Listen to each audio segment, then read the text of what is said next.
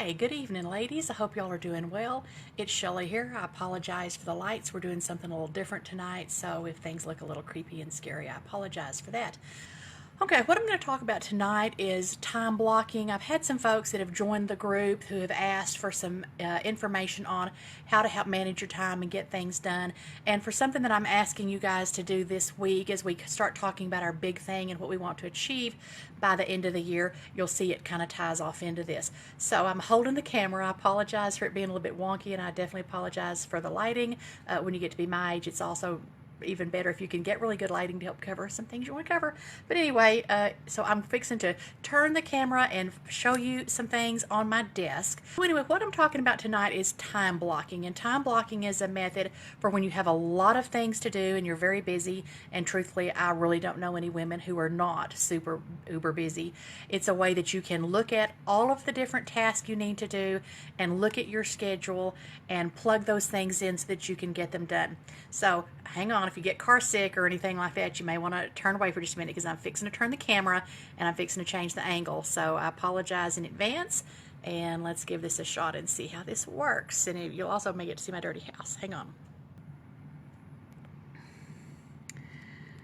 Okay, I think that has worked. Hopefully it wasn't too much of a shock and didn't make anybody kind of motion sick. Okay, now it says that, okay, it was telling me for a minute that you can't rotate your device while you're filming. But guess what? By golly, I think we have. Okay, you know I'm a planner girl. I have been very upfront about the fact that I love paper planners.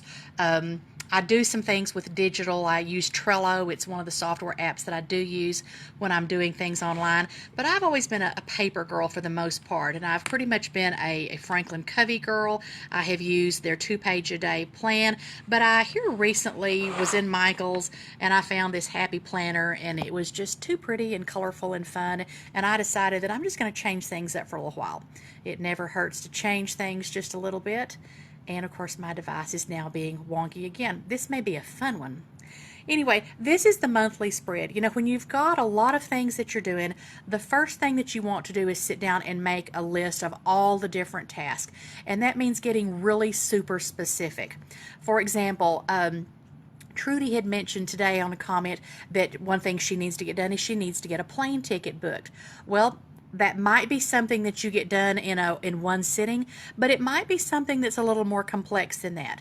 It might be something where you need to do a little research on the different airlines. You might want to compare prices depending on what airport you want to fly out again, or what airline you want to fly out. If you're going to have a layover, what holidays, you know, if you get a little bit of a break, if you fly out one day versus another day.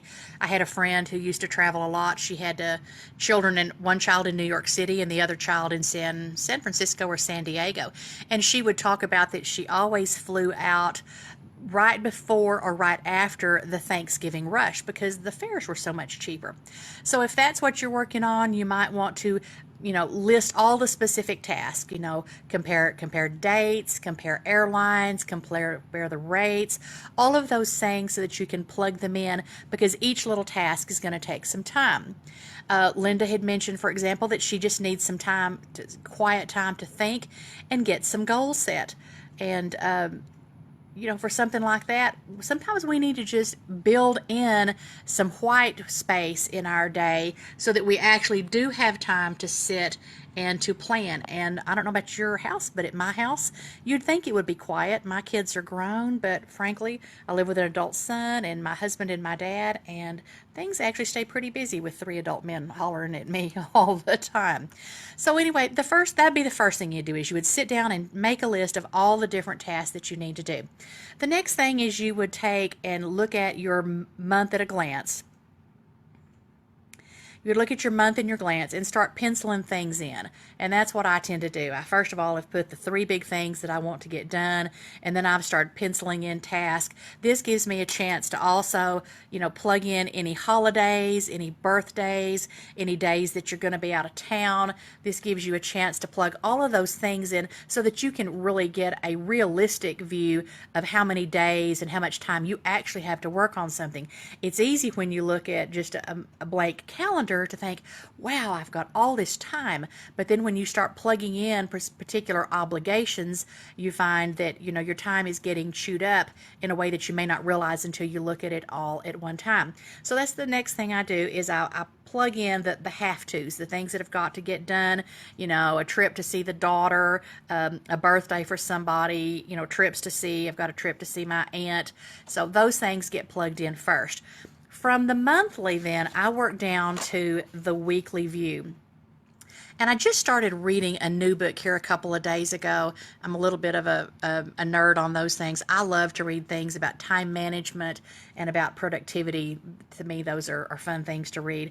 And this particular book suggested that not only to make your monthly goals, but then to set 3 outcomes that you have for the week, just 3. I have had a tendency in the past to think I have 40 hours in a day and that I've got 10 days in a week. And I just started this one here, and by focusing on 3 particular outcomes that I want to get done for the week. And then once you've done that, in fact, actually how that helped me was it helped me to get very laser focused so that each of the tasks that I have plugged in for the day are all related back to these 3 big things that I need to get done, rather than like I had before, and you can see the pencils where I marked out, where I had a task here, a task there, and they were all related to the big goals, but they were a little bit scattershot in terms of getting very laser focused and getting things done for the week. So that particular book was called Getting Results the Agile Way. I haven't finished it yet, but so far it's been a really good book, and I'm anxious to see. I think I'm pretty good with this stuff, but you read something and then you learn another hint or another trick that helps make things better. So I'll go from the monthly view to the weekly view. And then I still like to then go from the week down to the day. And the day is where you really get into time blocking. And now these are my old Franklin Covey sheets. I'm still using them because I had those through the end of the year. But when I bought this Happy Planner not too long ago at Michael's, I also found some daily time sheets that are pretty much like the Covey sheets, but that will fit into this new planner that I'm using. But you can see it's got the time blocking out so that you can put particular things down. And then it's got your big 3 tasks that you want to get done over here, and it's got then just kind of your to-do list that you can work on. So I thought these were pretty. I thought I'm just kind of ready for a change for a little bit. Not that I don't love Franklin Covey. I have been a Franklin Covey girl for about 20 years, and I'm sure I'll go back at some point, but I thought it's time for just a little bit of a change, to do something a little bit fun. Okay, time blocking then is where you look at your particular day, you look at your hours, and you put in the specific task that you need to get done. And this is where you need to work on estimating how long things take. And sometimes that's the hardest part. At least it has been for me. I tend to sometimes think I can work a whole lot faster than I can, and not allow myself enough time. The problem with that is then when you don't get something finished, then you're frustrated and you feel like, I can't get this done, and you either get down on yourself, or you end up throwing up your hands and thinking, well, I'm just never going to get this done. Or you end up chasing your tail because you've got a lot of tasks that are kind of half done, but that never really totally get finished. So you can see here for today, I had my particular outcomes I wanted to get done. I had a recipe that I needed to get made and photographed to work on. I was working on September emails, and actually before I go to bed tonight, I'm going to make sure the last one gets written. I've done so far 3 out of 4. This took a little bit longer to get the photos. We had some light issues, so we're going to have to finish up tomorrow when we've got some lighting issues worked out. Scheduled in some time here to print off something I'm going to show you in just a minute, and I had this scheduled. Now I have the luxury that a lot of folks don't have, and the fact that I work at home. So I have kind of set my own particular hours for when I want to get up and when I plan to be working. Now, I have basically decided that I'm going to work 10-hour days so that I can have some time on the weekends to take off and not work quite so much on the weekends. So I get up and I do a 3-hour block in the morning from 6 to 9, and then I take a break from about 9 o'clock. That's when we have breakfast. That's when I shower and get dressed. Then I have a 4-hour block that I work from 10 to 2, and that's usually on recipe type things, depending on which day it is. Those are Monday, Wednesday, and Friday. And then I take a little bit of a break. My husband and I have lunch sometime around 2 since we had breakfast later. And then again, I do a work session from 3 to 4. Take a little bit of a break from 5. That doesn't always happen. Sometimes I work through it. But then I always make it a point to quit working at 8 o'clock, because from 8 to 10, basically, that is when I go watch a movie with my husband, or we binge watch some TV show that have on DVD. And then at 10 o'clock, I'm worse than Cinderella. I turn into a pumpkin about 10 o'clock, okay? But at least that kind of helps keep me on track. And you can see things that will get carried over to the next day. But if each day, if you'll sit down and plug these things in, then you know exactly what you need to get done. Now, for those folks who want to see the entire week at a glance, another method that I have used a lot, I actually started using this when I was in graduate school. Let me move this calendar out of the way. That I found was very helpful was to use a spreadsheet. And now you also could use your Google Calendar on this, but you basically have a spreadsheet, and I've listed this one out from 5 in the morning till 10 o'clock at night, because we all have to sleep sometime. But you know, we all have 168 hours in a week, and you can print this out and do this on paper, or you can do this on an Excel spreadsheet, or you can keep it in your Google Calendar. I just didn't have a way to show it in the Google Calendar, so I'm printing it out. But when you have one like this, the first thing you would do is you would plug in the obligations that you already have. And I went ahead and filled one out, basically assuming somebody who, for example, is at work full time. So for example, I've got 168 hours during the week, but let's say I have a job that goes from 9 to 5. Okay, those are my work hours. But I also know that I need to allow some time in the morning for my drive to get to work, and I need to allow some drive time to get home. So realistically, that eats up that amount of time from Monday through Friday. So this is time. These are hours that are gone. I can't do anything else during those hours because those hours are dedicated to my boss. Then if you've got other obligations during the week, say for example you're at church a certain number of hours on Sunday morning, perhaps you have some activities on Saturday afternoons with your kids or with your grandchildren. Perhaps this is when there are baseball games, times that you know you're going to be gone. You go ahead and block those off, because those are also hours that are not available to you anymore. And then, for example, say that Saturday is the day that you like to sleep in, and you sleep in until 8 or 9 o'clock. You would mark that in as well. Now you can really see what hours you have left, and you can see on mine I've marked out from 8 to 10 because I quit work at 8 o'clock. But somebody who had been at work at a 9 to 5 job, someone who'd been at work at a 9 to 5 job would have a different schedule and might work that differently. But now you can start looking to actually see what hours do you have really available. For example, here, if I come home and I don't get home until 6 and I stop at 8, that means I've got a 2-hour block those 5 nights a week.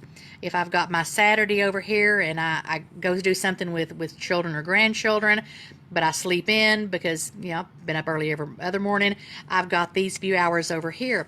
You would take this thing, and after you have blocked out your commitments, then you can start penciling in, either on paper or on the computer, and you would start plugging in the task. The key to this, of course, is to try and estimate about how long something's going to take. That, of course, a lot of times is the hard part. But once you can kind of get it down on your calendar, then you can start to figure out, when is my work time? When can I get something done? Say I've got a project I want to work on this week, and I've got 2 hours after work before I sit down with hubby and watch a movie, but it's a really big project, and I don't think it'll get done in one night. I may want to schedule that over several nights so that I realistically have given myself time to get it finished. Maybe I'm working on making Christmas stockings to give people for Christmas. You know, I might block that in for every night between the time I get home from work and the time that I sit down and watch TV in the evenings. Okay, so that would be time that I couldn't be doing something else. If I need to work on making phone calls, Saturday afternoon would probably be the better time to do that, or Saturday, morning, whatever works. The point is, whatever it is that works for you based on what your other commitments are, but as long as you know when your pockets of time are, then you know when you can realistically get things done. You know, if you're an early riser, some people might go ahead and get on up early in the morning so that they can have the time after work that they don't have to work on some other project or do some other task. Just totally depends on your schedule, what your commitments are, when you were at your sharpest, and of course what how other people are involved in those. If other people have to help, if it requires getting other people to pitch in, if you have to be able to contact other people either through phone or email to get information, those things are going to make a difference. So this is the basics of time blocking. I find time blocking to be something that's really helpful when I'm trying to get a lot of things done. And like I said, I don't tend to use this method as much anymore.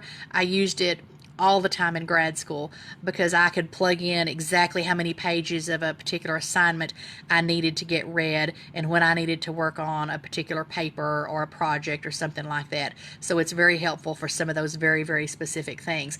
But like I said, these days I tend to simply use the monthly, the weekly, and then the daily calendar for actually getting the things finished and done. So, okay, I'm fixing to switch this back up. Hang on here, let's see if I could do this without making a mess. So that's just kind of an introduction to time blocking. If you've got any other questions on time blocking, if you want some help with figuring out how to time block some of your particular activities or how to break them down into the steps, the first step is to look at what your big projects are and then to break them down into those little bitty pieces, those little tiny components, so that you can estimate how long they're going to take and then get them plotted into some place on your calendar so that you can actually work on those. And by doing that, you'll find that you can take those little bitty steps that will move you towards those bigger goals. You know, I always say Rome wasn't built in a day, but it was built brick by brick. This is how we get those bricks laid. Anyway, in the meantime, have a great week and go tame a little bit of your frenzy. I will talk with you later.